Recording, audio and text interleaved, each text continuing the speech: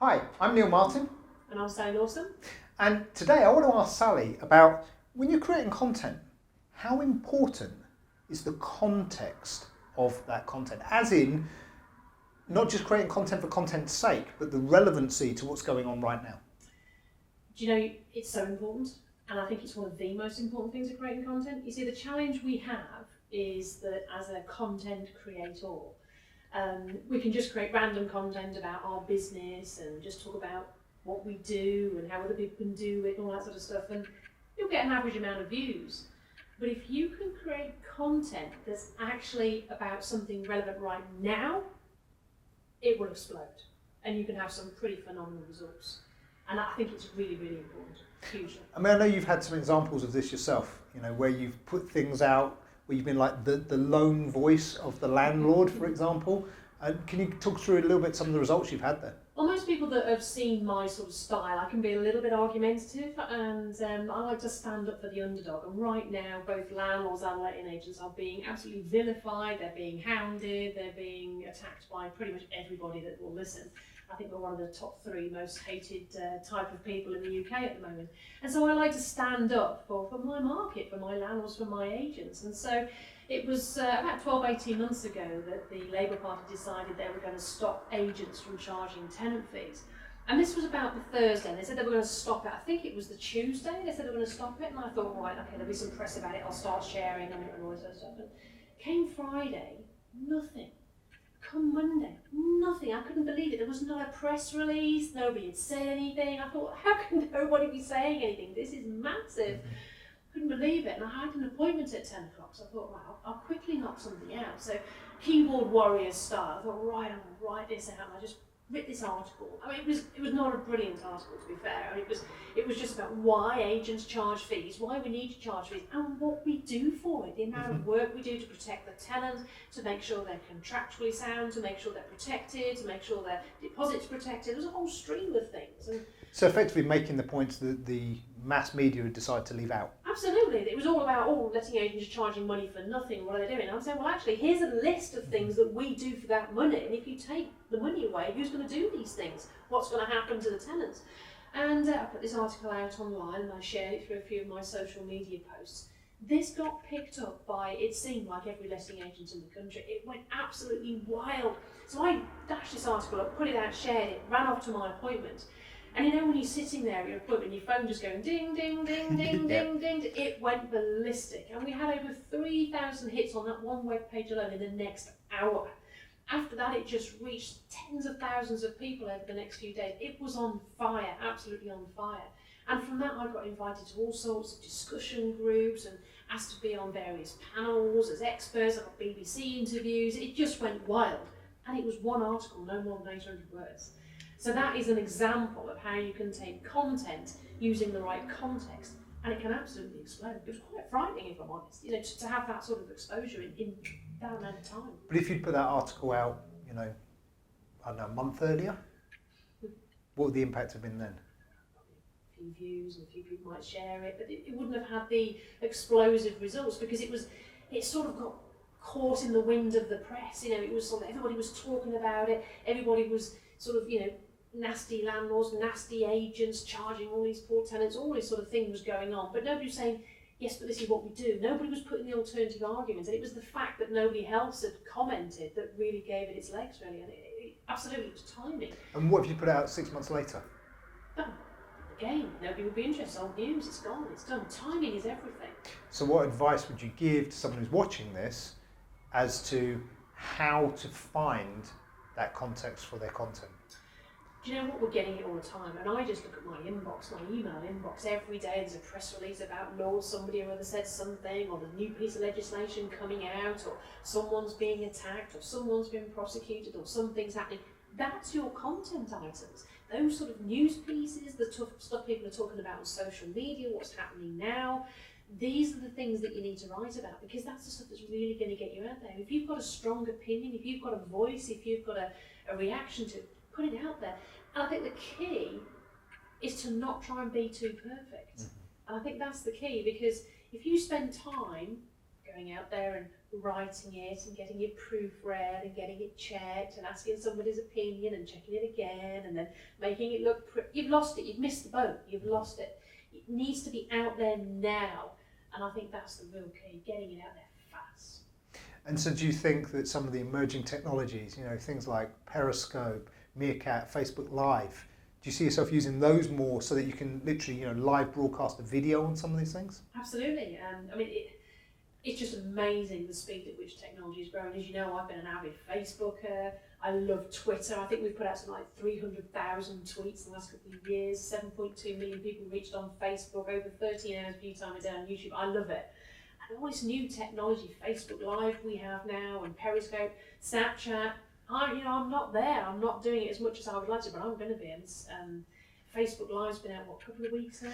Yeah, so I mean, Facebook Live, I was lucky to get in early. So I've been using it for a while, but for everybody else, it's now available. So if you're on Facebook, you've got the ability to broadcast live video. What an opportunity. I mean, it probably took me half an hour to write the article, half an hour to faff around creating the page, probably another half an hour to share it. So if we took an hour and a half in total to do that article, that's how long it took. Now, timing was everything, and it worked.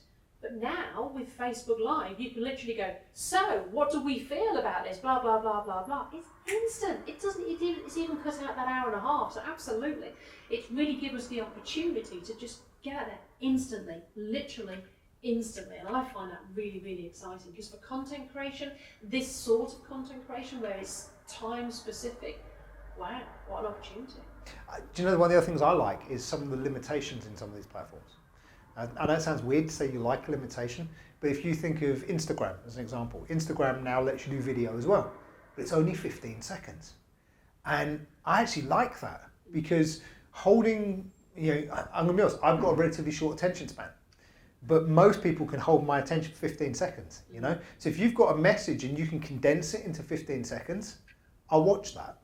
I will watch a 15-second video in its entirety if it's any good, because it's only 15 seconds. Absolutely. And if you can create that 15-second video that says, in the description or whatever, by the way, this is a preview from a YouTube video I've got that will give you more detail, or if you want to know more on this, go to the homepage of my website because right now I'm featuring more information. Whatever it is, I think those kind of, it's almost like the trailer. You can have your 15-second trailer for your 5-minute video. But isn't this the way media's going? I mean, if you look at, we used to newspapers and articles, it was all about getting a piece of press in the newspaper. And then we went to Facebook and it was a lot shorter. It was probably 2-3 paragraphs at most, really. And then we went to Twitter, 140 characters, and then we went to Snapchat. I mean, it's the way it's going. And I agree with you, it's great because what it makes you do is really condense your message down to the main key points. Because the one thing we're all short of right now is time. Everything's got to get shorter, it's got to get faster, you've got to get your message across in pinpoint, in time scales. I think it's fantastic, I really do. I think the other thing that's important to mention then when we talk about context is where's the audience you're trying to reach. Because you mentioned Snapchat, it depends on the demographic you're trying to reach. Snapchat at the moment is mainly kind of like a teen and youth market. It's people up to a certain age. It's growing, there's more people of like our generation that are actually starting to use it, but it's more of an emerging technology for our generation. Whereas if you think of things like Facebook, Facebook now actually has got a lot of senior people on it. There are people in their 80s and 90s using Facebook who may or may not make it onto Snapchat.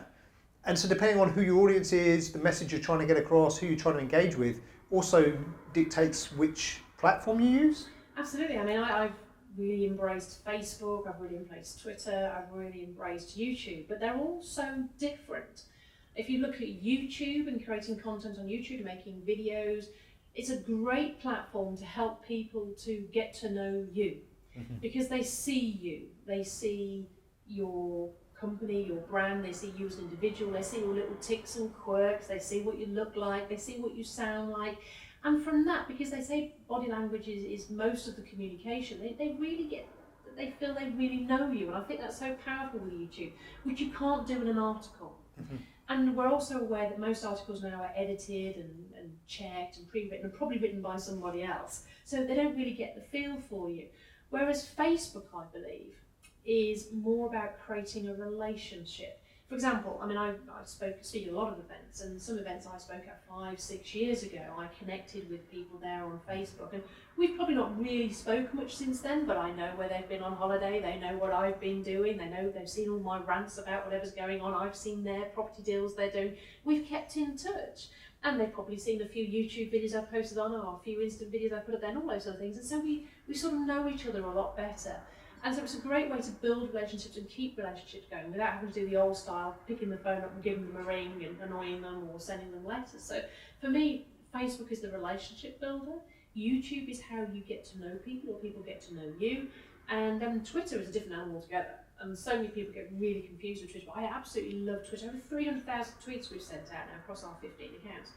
And I love it because it's a great way to share your content, it's a great way to share your ideas, your passion, your videos, your advice, your information, and drive people to things, because it's short, sharp. You can't say a lot in 140 characters. All you can say is, want to know more about the Immigration Act legislation, click this link here. And so if somebody's interested in the Immigration Act legislation, they'll click there and they'll go watch your video or read your article or whatever. It's a way to divert people to things. Although I do find Twitter fascinating for watching reality TV shows. It's better than the telly. But that's a different story altogether. I think just sort of one other thing to say on that in terms of context is different content works better in different platforms as well, doesn't it? It does. And I think one of the mistakes some people make is they try to put the same content onto every platform.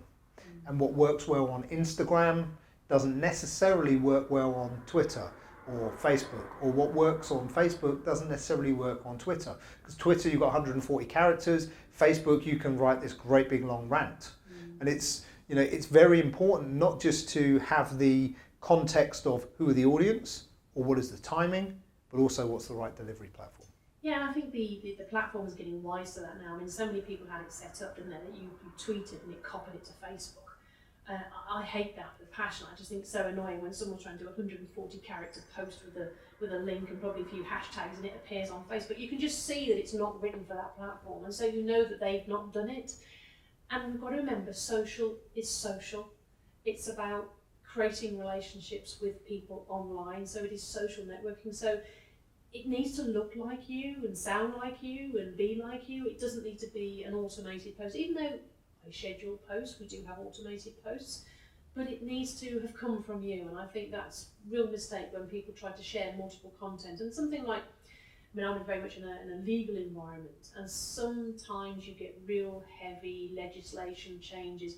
Imagine making a video about all the 17 points of the housing bill and the criteria and the subsections. You send everybody to sleep. Whereas you could do a quick bullet point about your feelings about it. So your emotions, your passions, this is wrong because, or this is right, or I agree with this, or I feel whatever, in video. Then write a big article about the content and tweet out, if you really want the detail, go here. If you want to know what I feel about it, go there. And then on Facebook, you could use that for a discussion. So the key bullet points are blah, blah, blah. What's your thoughts? And that's something I actually do quite a lot when I've got a BBC interview coming up, or a press interview.